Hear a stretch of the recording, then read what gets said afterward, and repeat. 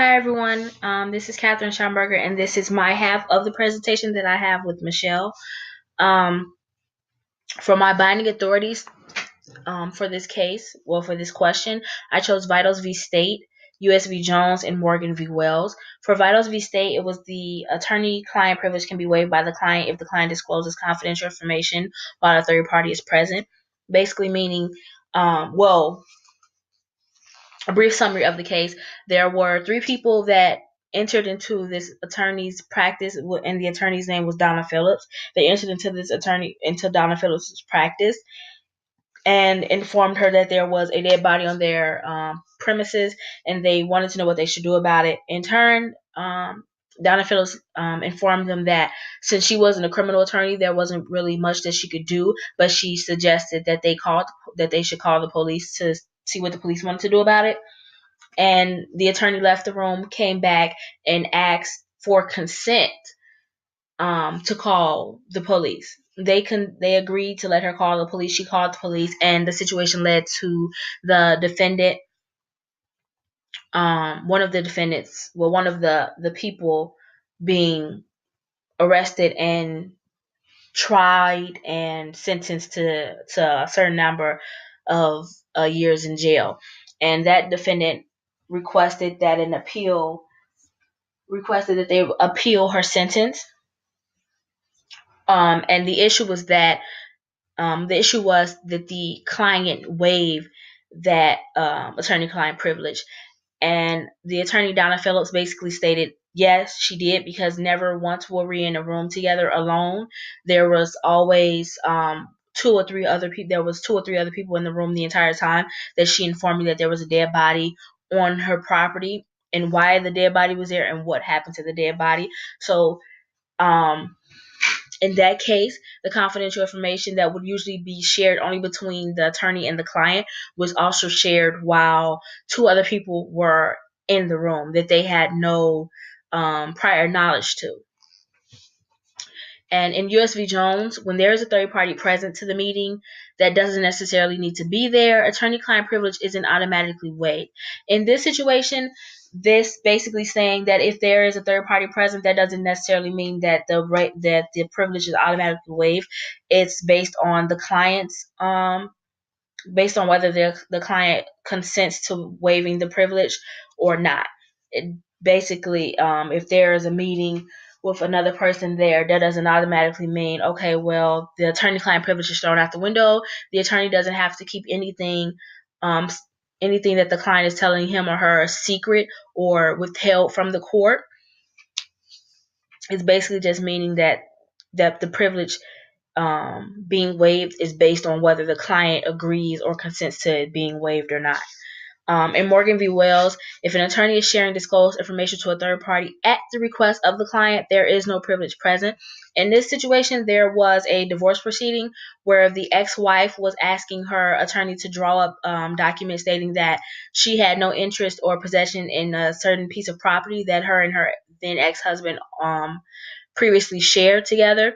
And she was asking that her attorney send those documents over so that she wouldn't have to she wouldn't have to share that income with her ex-husband after the divorce proceedings were to end or occur, or whatever the situation may have been.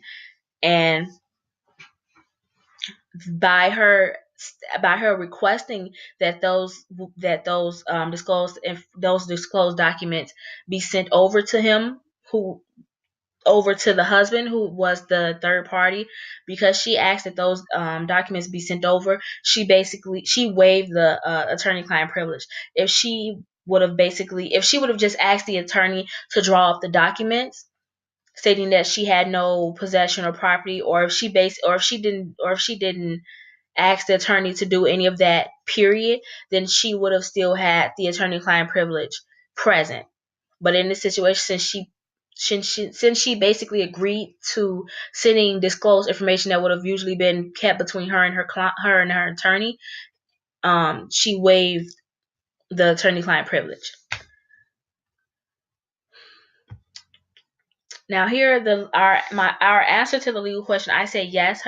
Kim's statements were still protected by attorney-client privilege from just based off the 3 previous cases and other cases that I was able to look at on Westlaw dealing with consenting to waiving and not waiving the attorney-client privilege. And I say yes because since she was a minor and her mother was filing the suit for her, there was basically no disclosed information. Basically, there was nothing that shouldn't have been said while her mother or her siblings were there. And since her siblings were there, they were considered the third party. But since her and her mother were basically clients of the attorney, it was on them whether or not they wanted to waive or consent to waiving the attorney-client privilege. The attorney-client privilege was still in effect unless they decided, hey, well, since we're bringing your brothers and sisters, or since my mom is bringing my brothers and sisters, I just want to waive the attorney-client privilege and maybe disclose more information or something like that. But I basically just said yes, her statements were still protected because although her mother was suing on her behalf, her mother, she and her mother were basically clients of the attorney, and her brothers and sisters, her siblings, were considered third party, and it's on her mother. She is basically on Kim and her mother, Wow, excuse me, Kim and her mother on whether or not they wanted to waive that consent. But because they didn't waive that consent and they aren't disclosing any confidential information that usually would be kept between the attorney and the client, that attorney-client privilege is still in effect. Now here is a video I found on YouTube dealing with Donald Trump Jr. and Donald Trump Sr. about a situation that everybody basically really knows about, their Russian ties. And it's basically how Donald Trump Jr. was claiming attorney-client privilege on with a phone call that he and his father had with their lawyers. And when someone was asking them what the telephone conversation was about, Donald Trump Jr. said that he couldn't tell anyone because it was protected by attorney-client privilege. And here is I'll let you watch it. I think it's about 3 minutes. So here is the video.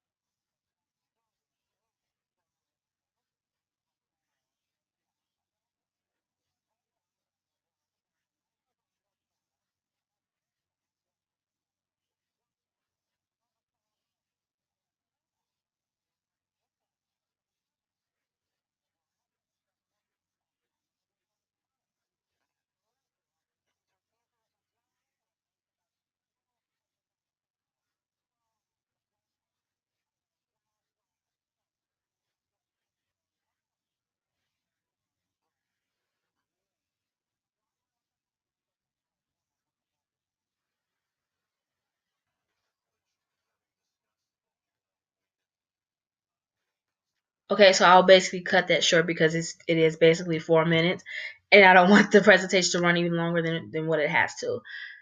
So that is why I say yes, that her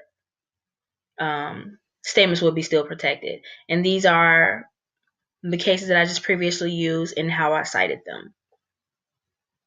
And that is the end of my presentation. Thank you guys for watching. Have a great spring break.